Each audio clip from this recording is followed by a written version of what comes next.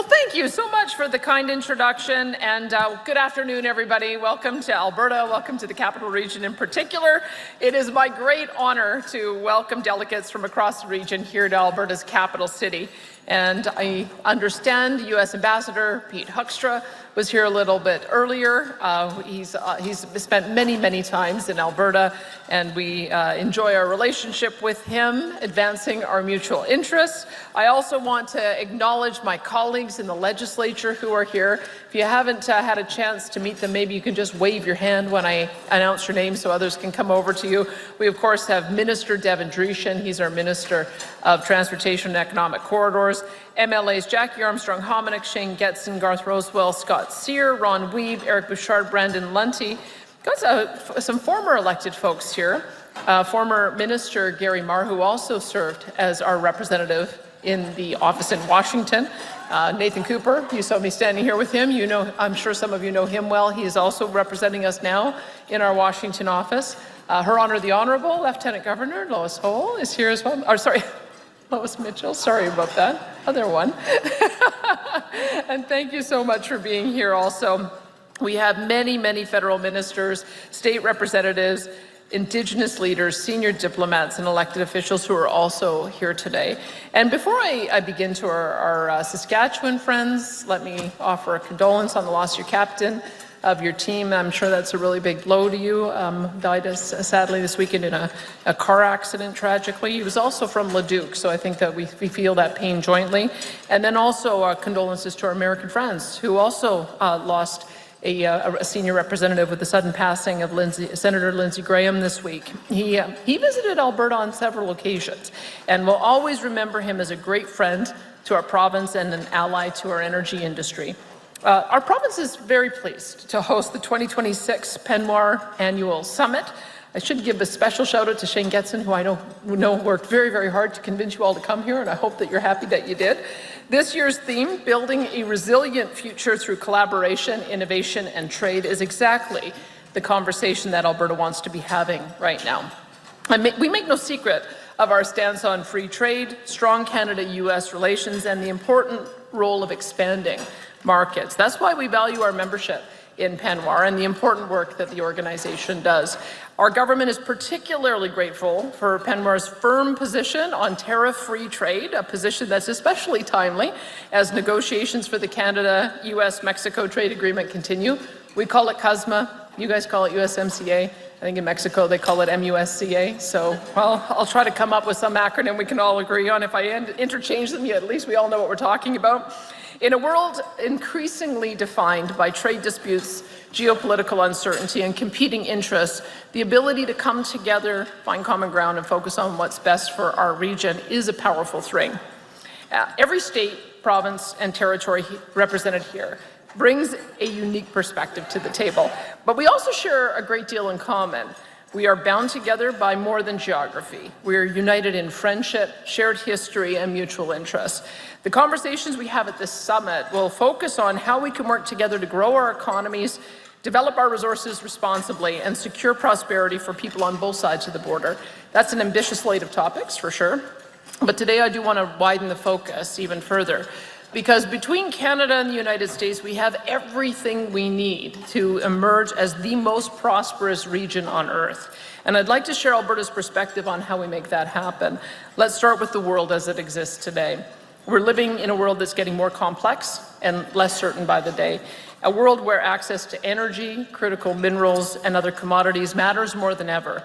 A world where long supply chains are becoming liabilities, where technology is reshaping entire industries. In the world that's taking shape, 4 factors will determine which jurisdictions thrive in the decades ahead. Resource industries that create prosperity, trade corridors that move goods efficiently, energy systems that power growth, and innovative ecosystems that turn ideas into economic value. Today, Alberta stands at the intersection of all 4, and we intend to stay there for the long haul. One of the things that connects every jurisdiction in Pennoir is our natural resources. Across the states, provinces, and territories represented here, we produce everything from critical minerals and timber to oil, potash, and uranium. And if success is increasingly defined by access to resources, I'd call that one heck of a strategic advantage. We also have more natural resources going for us too. World-class agricultural industries that can safeguard food supply of both our nations, strengths in technology, manufacturing, finance, research, and higher education, and of course, innovative and ambitious populations. None of us has everything that we need on our own. For example, as much as we might like one here in chilly Alberta, we have a really tough time developing a commercial peach industry. Of any meaning or any meaningful wine production for that matter as well, although I recently had apple wine from Alberta and it's delicious. But we are happy to buy those things from our neighbors across the warm side of the Rockies, and we bring our own agricultural strengths into the bargain too. Every jurisdiction here brings something different to the table, different assets, different strengths. And the free and fair exchange of those complementary advantages makes every one of us stronger. Last year, Alberta imported more than $22 billion worth of goods from the United States. Keep in mind how large that trade relationship is. That's just Alberta alone, $22 billion. Our next closest trade partner is China, and we have $10 billion worth of cross-border trade with them. So it's an enormous trade relationship and enormous purchase of goods that we bring into Alberta from the United States. That includes top-shelf wine from the Willamette Valley in Oregon, which can be found at discerning liquor stores across Alberta. It also includes an order of 67 Boeing 737s and 7 787 jets with options for even more from the great state of Washington. And those partnerships stretch across the region. We import more than $355 million in agriculture products from Montana, a lot of the live cattle that comes across, over $273 million in chemicals from Idaho, and aircraft parts from Alaska that help to keep our northern economy moving. So whether we're talking about food security, energy security, critical minerals, or advanced technology, the lesson is the same. Long-term prosperity is only possible with trusted partners in the picture. And that's exactly why regional collaboration matters. So how do we build on that foundation? How do we secure the future of our region, our nations, and our continent today and for the long term? Well, here's what Alberta is doing. Our province has a lot of assets on our balance sheet and economic strengths in so many areas, ranging from tourism to technology to transportation and logistics. But our biggest industry, our largest single source of prosperity by far, is energy. Operators in our province routinely produce more than 4 million barrels a day now, and our government is committed to doubling that by 2035. This expansion will be accompanied by the Pathways Carbon Capture and Storage Project, making Alberta's crude some of the most responsibly produced barrels on the planet. The benefits for our domestic economy go without saying, but they also extend much further than our borders too. In the future that's taking shape, one fact is becoming increasingly clear. Those nations with secure energy supplies will prosper, and those without them will struggle. While much of the world's energy supply has been affected by conflict and volatility, Alberta's oil and gas industry keeps on delivering for our trading partners. And that, of course, includes our largest customer, the United States. Last year, Alberta alone supplied 56% of U.S. crude oil imports. That's a number we're proud of. It means that American refineries can count on a stable source of supply from a trusted partner. We offer security, reliability, and predictability today, and our partners can count on us to keep that going in the long term too. Our energy trade with the United States supports hundreds of thousands of American jobs, contributes hundreds of billions of dollars to the U.S. economy, and helps to keep energy affordable for American families and businesses. It's a win as much for the United States as it is for Alberta, and we want to build on that in a big way. We're working now to expand our trade corridors, to increase our export capacity, and that includes energy pipelines to the east and west, as well as new pipeline capacity that will carry Alberta energy south to key refining hubs in the United States. Alberta exports its crude to American refineries through a vast network of pipelines. I would argue it is one of the most secure and efficient supply chains on Earth, and one of the most significant advantages for both nations as we strive not only for energy security, but energy dominance. That is a relationship that's been built up over decades, and it's delivered enormous benefits for both sides. And Alberta will always be an advocate for a strong and beneficial trade partnership with the United States. If the years ahead are anything like the present moment, the highly integrated energy industry linking our two nations will be more important than ever. And I think these times do make one lesson perfectly clear. Having resources is an advantage, but they only create prosperity if they can reach markets efficiently. And that's why trade corridors are so important. The more effectively we connect our region to itself and to world markets, the stronger and more resilient all of our economies will become. We all know that in 2026, resources and trade infrastructure are also only part of the story. Economic success will also depend on our ability to develop new technologies and harness the full potential of artificial intelligence. Jurisdictions around the world are now competing for investment in computing infrastructure. And I'm here to say Alberta is determined to compete on a global scale, and we have a lot to offer potential investors, including abundant natural gas to power data centers so that North America can win the AI race. We have a clear, predictable, and pro-business regulatory environment, low corporate taxes, skilled workers and tailored education programs, and an innovation ecosystem that is now the nation's second largest. In other words, we offer potential investors speed, certainty, and scale, and our efforts are paying off. Just the other week, Meta announced the construction of its first Canadian data center, which will be built in Alberta's industrial heartland, just a bit to the northeast of where we are right now. This is one of the largest private sector investments in Canadian history, at $13 billion for that part of it alone, and one of many opportunities that we are pursuing as demand for computing infrastructure continues to grow. In Alberta, these developments don't come at the expense of responsible stewardship. Large data centers are required to bring their own power, pay for the infrastructure needed to support their operations, and meet strict environmental and water requirements. We're proud of the achievements we've achieved so far. Our approach balances economic development with environmental protection, and in many ways, that's been the story for so many of the jurisdictions that are represented here. So, my message to every jurisdiction in Penwar is simple. Let's build, let's invest, and let's keep working together to ensure that our region remains central to the success of our shared continent. The rewards for all of us will be enormous, and the benefits will be shared far beyond our corner of the North American continent, not only to our friends and neighbors within North America, but also around the world. And with that, I'd be happy to take questions.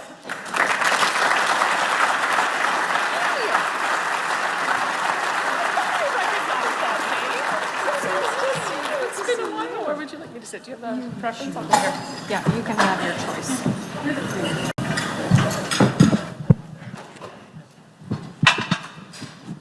Well, thank you for taking questions. Nice to see you again. Hannah and I were in media at around the same time, so it's nice to go back and do this again. It goes back to our global national days. It was a lot of fun, actually. So now we're back.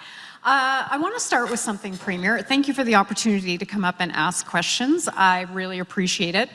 In your message before Penwar and here today, you have said Alberta sits at the intersection of energy, trade, infrastructure, and innovation. Now, listening to that, it struck me that you're really describing a formula for economic success. So here's the question.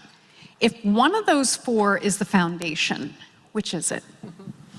Well, I would say that for us right now, the economic foundation has been oil. There's nothing that we export that comes close to the kind of value that has. So we export about $100 billion worth of oil to the United States. You upgrade it to $300 billion worth of value that keeps the costs low for your consumers, and then whatever excess gets exported around the world. So that, I would say, has been the financial foundation of where we're at. But increasingly, natural gas is going to become important, because if we want to win the race to manufacture intelligence, which I really do think is the next important race against China and others, we want to be able to win that. We want to be able to win that in North America, and we want to be a partner with the United States in being able to do that. But you can't manufacture intelligence at that scale without a secure supply of energy, and increasingly that's going to come from natural gas. So both of those twin products, both oil and natural gas, I think, are the key. We've seen the Prime Minister out here quite a few times. What do you feel has changed over the last little bit? Have we entered a new era of momentum in your mind? Yeah. Well, Knowing that this is a mixed room, I'm not judging anyone, but I will say one of the things that changed is a level of pragmatism that came into our governing party that was absent for about 10 years. And I know that some of you are still struggling with this within your own jurisdictions. And so that's why I say I'm not judging anyone, but I can tell you what has happened in our country. When the Prime Minister got elected, the Liberals were facing wipeout because their policies were hurting people and they were damaging our ability to invest, and everyone saw it. And he had to do a recalibration of what do we need to do to stop hurting people from an affordability point of view, but also get some edge back so that we had something to offer the world as a trading partner. And so to see the extraordinary change in 18 months, to say, yes, we care about emissions, but we also care about prosperity, and you cannot do more on the environment if you're going to crater your principal industries that are going to pay for all of the environmental improvements. So I would hope that perhaps those of you who are having that challenge might look to Canada and say, what is a pathway that's a little bit more pragmatic that allows us to do both? Because I think this is what every jurisdiction in North America is struggling with right now. And I think it's not perfect. Both sides are having to put a little water in their wine. Those who lead with the environmental foot think that perhaps there's too much development and too much investment in the resource sector. Those of us who lead with the resource foot think that maybe we're putting extra costs on our industry that might make us less competitive. But if we genuinely care about the prosperity of our people and affordable energy and being able to win that AI data race, we have to be pragmatic about it. We have to acknowledge the technologies and the costs associated with them, how quickly we can get to market with them, and we have to stop sabotaging our own success. So I would say that has been the biggest change that we've had in the federal government, is a return to that kind of conversation. It feels that there's a bit of momentum. And you agree with that. Execution, though, is another thing. What's the first project people should judge you on?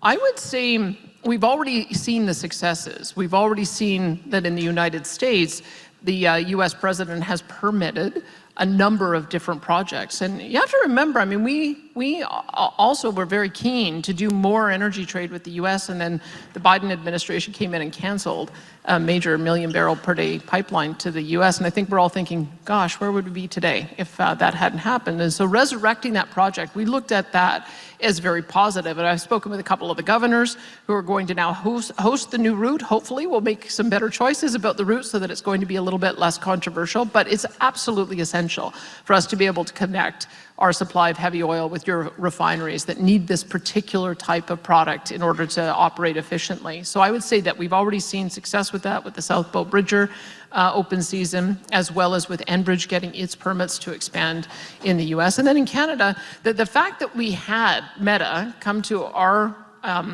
jurisdiction and say, yeah, we actually can build a major project like this because we have natural gas, we can build a pipeline, we can get it to a region that's zoned for industrial, and we can build a power plant within a 4-year time frame. That wouldn't have happened if we hadn't come to this historic agreement with Canada that natural gas has to be a part of the power grid. So I would say those are things that we've already seen. And then, of course, I'd like to build a pipeline to the West Coast, and we're going through the process for that. And so you'll have to ask me progress on that when we meet again next year.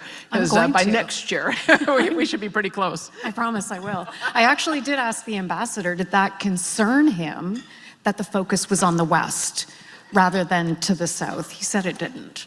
And it shouldn't, because there's a couple of things that I've spoken with the ambassador about. One is, and I spoke with the lieutenant governor from Washington as well, and Cherry Point is one of the major refineries that help to serve the state of Washington, and probably beyond that as well. But when you look at where the Trans Mountain Pipeline terminus is, it's right across the border from the US. And so really, Americans do still have the first opportunity to access that resource.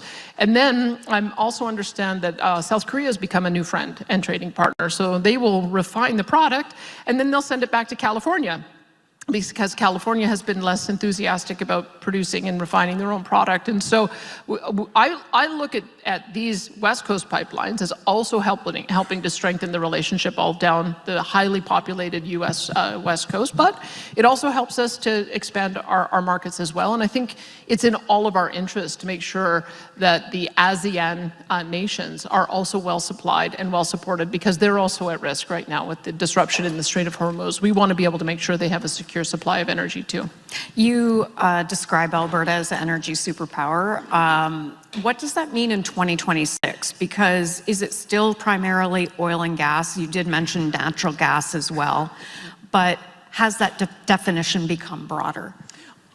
One of the things that may not be well known about Alberta is that we did phase out our coal-fired electricity early, at great expense. It cost about $4 billion with all of the additional payouts and additional spike in costs that occurred as a result. And we switched to natural gas. But natural gas has the ability with peaker plants to work in harmony with solar and wind. And so we've got 38% of our installed grid is renewable, and it produces about 23% of our power, because as you know, it doesn't work all the time. But the reason it's a good partnership is because solar only works 10% of the time, so 90% of the time you need to have peaker plant natural gas backing it up. Wind works about 30% of the time, so 70% of the time you need natural gas to back it up. And that's a pretty good partnership.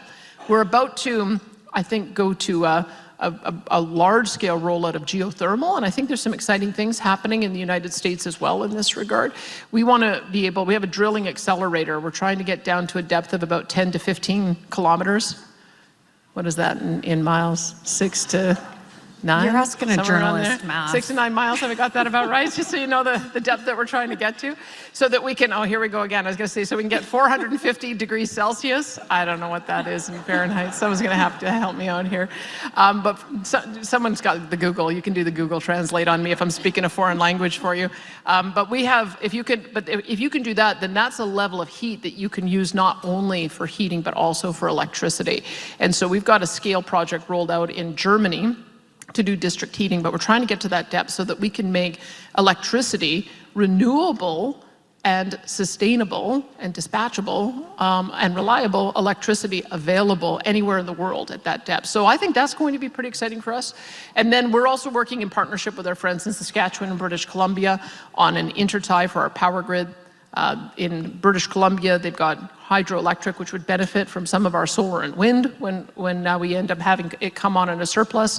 And then our friend in Saskatchewan with uranium, they're supplying 20% of the world's uranium, so why not have a nuclear plant built either in Saskatchewan or here, and then use that to decarbonize our oil sands. So that's the big picture. It's all of the above from our perspective, and I think that we can partner with our neighbors in BC and Alberta to do that, or BC and Saskatchewan to do that. And there's probably also an opportunity for us to export more with Montana. Montana has an intertie with us, which I think has been seen as an import line, but maybe we can also find a way to have that go both ways so that we can create more electricity security in the entire region.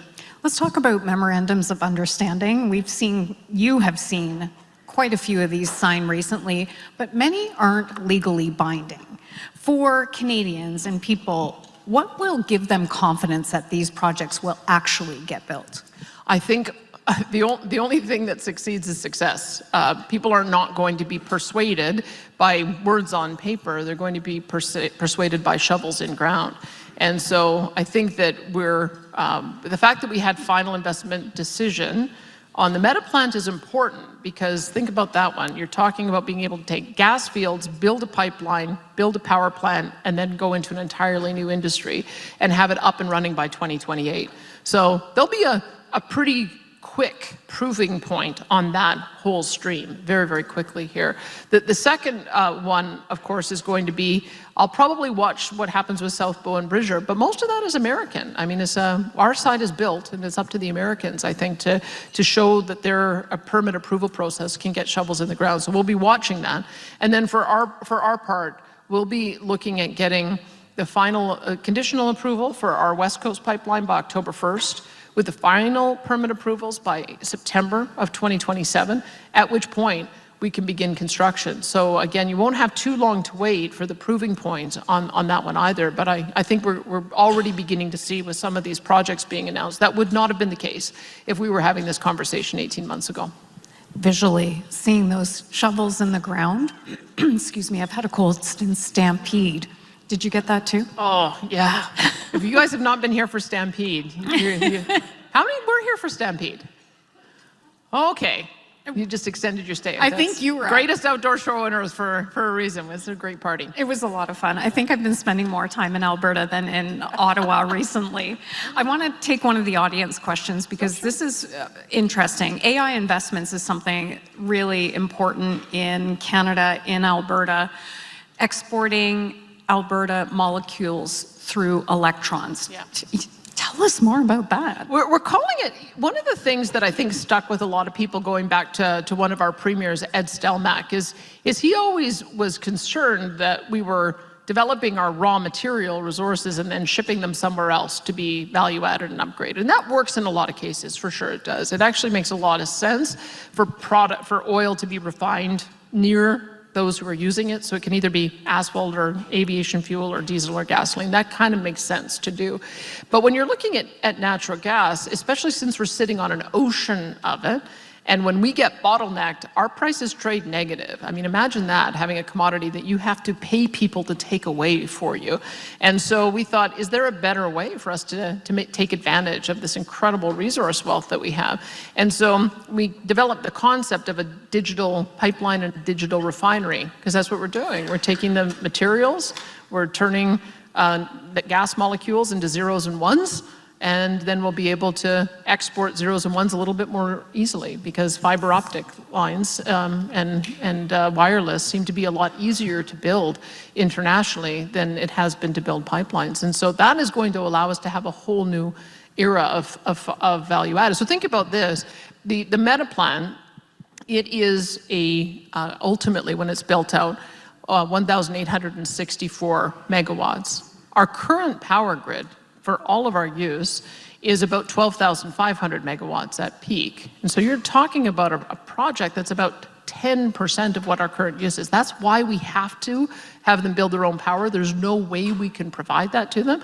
But the happy benefit is that also requires an additional substantial amount of gas to be used to power it. I think it's 300 MCF a day. I'm looking at Adam to see if he might know off the top of my head. But that's it's going to be or is it BCF a day? 300? I always get the measures confused. It's an enormous additional amount of gas that we're going to be able to add on with a single project, which then generates royalty revenue for us.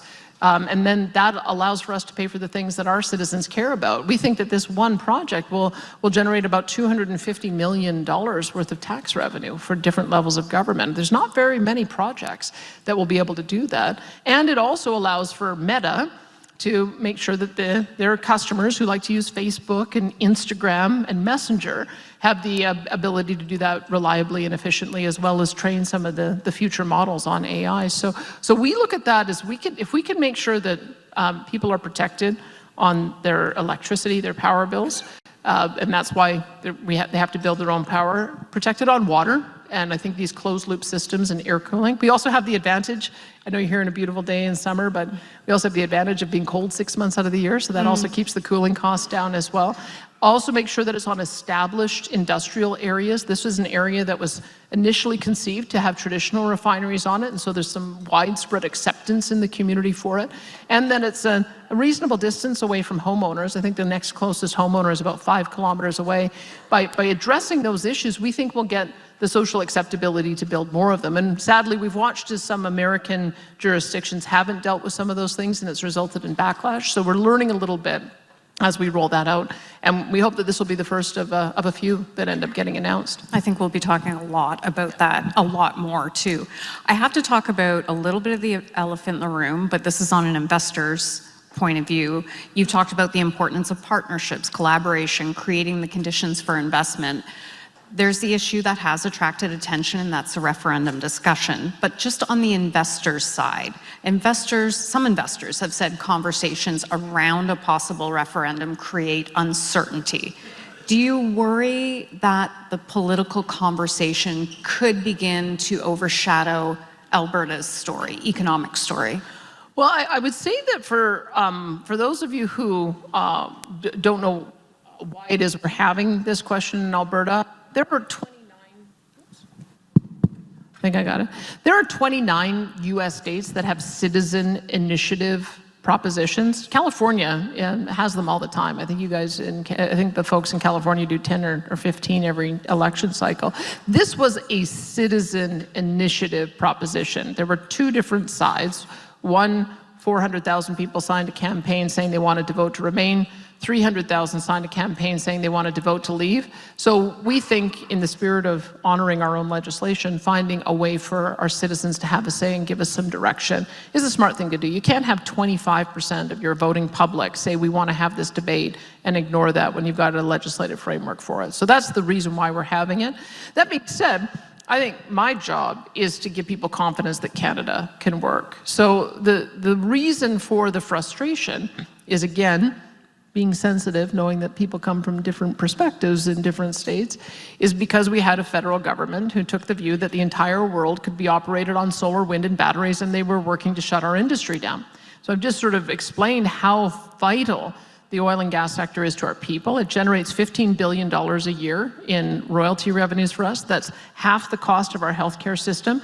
If you start shutting that down, we're just not going to be able to pay for the services people care about. We've got people who've lost jobs, lost businesses. When you lose your career, sometimes that causes family breakdown. It's caused real hardship over the last 10 years of not being able to grow. And so when you have that, when you have a federal government suppressing your ability as a province to develop your resources and maintain your economy, it's going to develop in backlash. That's why I'm glad that the new Liberal government has taken these concerns seriously and found a pragmatic pathway so that we can move forward. I haven't convinced everyone.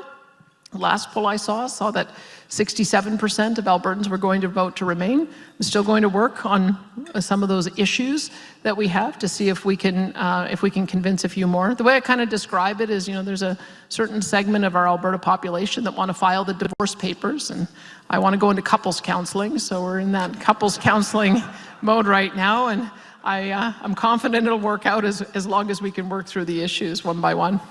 On the question of investor concern, though, how do you reassure investors that this is still the place to bring the money? I think people will see that on October 19th. I mean, the only thing that we can do is make the case, allow people to have the debate, and then on October 19th, see what the outcome is. I think that people in Alberta respect democracy, respect the process, and it'll be my job after that for the losing side to understand that they've been heard and to also try to heal that divide. So at the moment, it does look like it will be remain. I don't want to take anything for granted.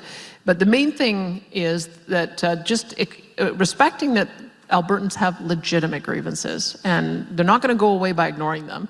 They go away by addressing them. And so that's why we're working so hard to address them, why you've seen such a foundational change in the priorities of our country in the last 18 months. I think it's recognizing that the way we were going wasn't working. It was heading to a major national unity crisis. I recognized it, the Prime Minister recognized it, and I think we found a pathway that is a pragmatic one to address both of our needs. I have to say, I like Alberta in our country.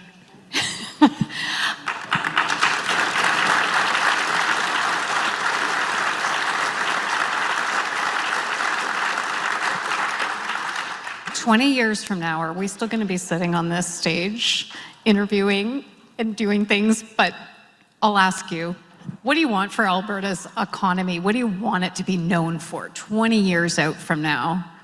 Well, I'd like to fully realize the Peter Lougheed vision. Peter Lougheed always wanted to ensure that we had a well-diversified economy, and we are getting there. When you look at it, may be that our provincial government is a little over-reliant on resource revenues, but I can tell you our economy is able to offer jobs in every single sector. A couple of years ago, I looked at when oil and gas workers were recovering. We had 154,000 oil and gas workers, but we had 190,000 technology workers and 194,000 tourism workers. And so that, to me, is a sign of success, is that if we can have traditional energy, new energy, like some of the things I've talked about. Lithium is going to be another $1 trillion industry. We want to double our tourism economy. So thank you all for being here. You're helping us out with that goal as well. We have a resort strategy to give some beautiful opportunities to enjoy our mountain parks. We also have, as I'd mentioned, the data centers and everything that goes along with this. Our Alberta Machine Intelligence Institute is one of 3 major institutes in Canada that is at the forefront of figuring out applications for artificial intelligence. We're opening up our healthcare sector for more private investments so that we can be at the cutting edge of things like robotics and using AI assist for diagnosis and development of treatments for diseases in a timely way. I think that's going to be another huge growth area for us. On top of that, aviation is a brand new area for us. WestJet made its headquarters here. I've made reference to the planes that have been bought as well, but we also have CAE, which does training, and Lufthansa Technik, which is going to be refurbishing motors, de Havilland, which is building water bombers, and all of the supply chain associated with that, as well as all the applications in defense. We now, I think I'm proud to say that Canada is going to be meeting its international obligations to get to our 5% NATO commitment. We've got 4 bases in Alberta with Cold Lake and Wainwright and Suffield and Edmonton. That will be a destination for that, and an entirely new industry that will develop around that, including drones and all of the attendant additional technologies, investments that will come across that. So, and then agri-food. I mean, one of the things that we're seeing, we had $4.5 billion in agri-food processing invested in, and we have 33% of all of the farmland in the country is in Alberta. Saskatchewan edges us out, of course, but they edge us out on potash and they edge us out on uranium too, but that's the complementarity that we have across the West. So it seems to me really that there is no area where we are not advancing. Forestry as well, I should have mentioned that too. It'd be nice if we could solve the softwood lumber dispute that's been lingering since 2015. It would help bring down the cost of housing in the U.S. Just thought I'd mention that. Maybe you can take that home and see if you're able to push that one along. Gary Marr was talking about toilet paper this morning. Completely.